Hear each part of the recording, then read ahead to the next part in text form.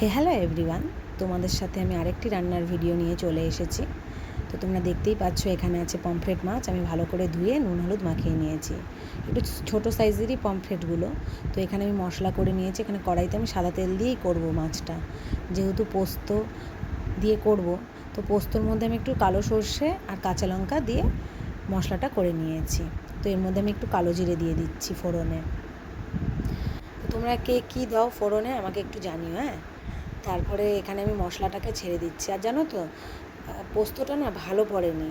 তো আমি একটু নুন হলুদ আর একটু শুকনো লঙ্কা দিয়ে দিয়েছি, আমি একটু ঝাল ঝাল করবো বলে। তো দেখো, পোস্তটা দেখেই বোঝা যায় যে গায়ে গায়ে লেগে যাচ্ছে। তো আমি আবার এর মধ্যে একটুখানি জল দিয়ে দিয়েছিলাম। তো আমার মশলাটা কষানো হালকা হয়ে গেছে, তো আমি মাছগুলোকে দিয়ে দিয়েছি। তোমরা চাইলে ভেজেও নিতে পারো, আমি ভাজিনি ছোটো বলে। আমি অনেক সময় ভাজিও না, এমন ছোটো মাছ আনলে, একটু বড়ো সাইজ আনলে আমি ভেজে নিই। তো আমার একটু পরিমাণে হলুদ আর লঙ্কাটা কম লাগছিলো বলে আমি আরেকটু দিয়ে নিয়েছি। তো দেখো, এগুলোকে ভালো করে নাড়াচাড়া করতে হবে, এমনভাবে নাড়তে হবে যাতে ভেঙে না যায় আর যাতে মাছটাও হয়। তো আমার মাছটা হয়ে গেছে বলে আমি সামান্য পরিমাণে জল দিয়ে দিয়েছি। বেশি জল দিলে ভালো লাগবে না, অল্প জলই দিতে হবে যাতে না ফুটে যায় বেশি মাছটা। তো দেখো, আমার মাছ রেডি হয়ে গেছে, কিন্তু কালারটা কেমন জানি এসছে। আর আমার একটুখানি ঝোল রাখতে হয়েছে, যেহেতু আমাদের ফ্যামিলিটা একটু বড়।